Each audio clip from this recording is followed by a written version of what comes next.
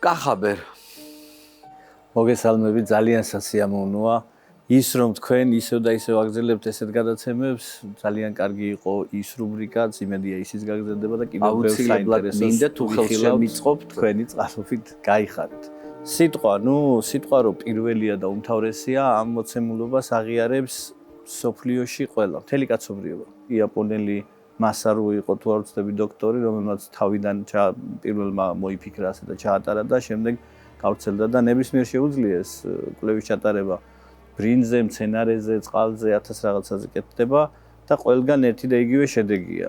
რომ სიტყვას, რომელსაც მცენარეს დაუშვათ ეუბნები, ერთი და იგივე კონდიციაში მოქცეულ მცენარეებს, ცუდ სიტყვებს ის მახინჯად იზრდება, რომელსაც ეფერები ის კარგად და ლამაზად დაყვავის და იგნორს, რომელსაც უკეთებ, ის საერთოდ რპება. და ჩვენ ადამიანები რა თქმა უნდა დავეთანხმებ იმას, რომ ეს თავიდან ვითომ ყრუ გერები და ეს ჩემთვის ყოველ შემთხვევაში მიუღებელია ღმერთმა ადამიანები რომ შექმნა მათ მისცა მეტყველების უნარი. და ამიტომაც ჩვენ მეტყველები და გავსხვავდებით სხვა დანარჩენი ბიოლოგიური არსებებისგან დედამიწაზე და იმიტომაც ვეძახით მათ პირ უტყვებს. ჩვენ ვართ მეტყველნი, ისინი პირ უტყვენ. ახლა ეს ორი წიგნიც მე დიდი მწერალი არ ვარ, მაგრამ რაც შევკრიბე ეს არის ქართული ამბანისა და დნმ-ის თანხმდრა და კავკასიური იოგა. კავკასიური იოგა არის აღებული კავკასიიდან ცოდნა და არის სიცოცხლისა და სიკვდილის წიგნიდან მიღებული ცოდნა, რომელიც ვალევსკიმ ჩაწერა და შემდეგ ჩვენ გადავთარგმნით და შემდეგ. და ამის ბოლო აზრი, დედააზრი ამ მთელი ვარჯიშების, ასე ვთქვათ, არის სიტყვისა და აზრის მატერიალიზაცია. ბოლო ადამიანის უმაღლესი განვითარების უმაღლესი დონე არის ეს. როცა ადამიანი შეძლებს სიტყვის და აზრის მატერიალიზაციას.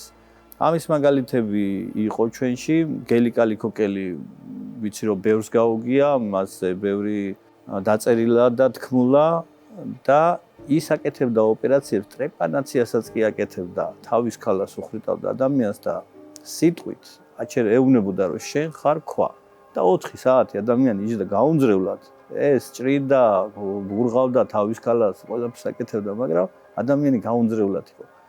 აი ეს არის სიტყვის ძალა.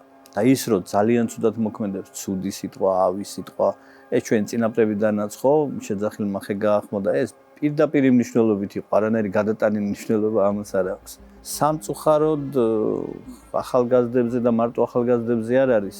რამდენ ქვეყანაშიც ვიყავი, როგორც ჩანს მიზანმიმართულად, რაღაც ბოლოსკენ მივდივართ, არ ვიცი. ციკლი უნდა შეიცვალოს, ზოგი მეორედ მოსვლას ეძახის, ზოგი აპოკალიფს არ აქვს მნიშვნელობა, ვიცი რომ ახალ რეალობაში გადავა მთლიანად კაცობრიობა და მეტად დააფასებს სიტყვას. და ეხლა ეს ეშმა ბოროტი თუ როგორც გინდა ისე დაუძახეთ, მთელი მსოფლიოს მასშტაბით ცდილობს, რომ ადამიანი დააბინძუროს მაქსიმალურად.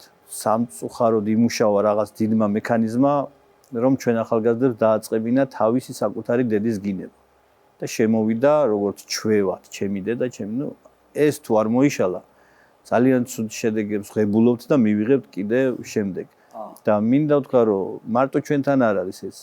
საბერძნეთში ვიცხოვრე, ესპანეთში ვიცხოვრე და საბერძნეთში ისეთი ლანძღვაა მოგონილი, რომელიც ყველაზე მეტად ურტყავს მათ კულტურას.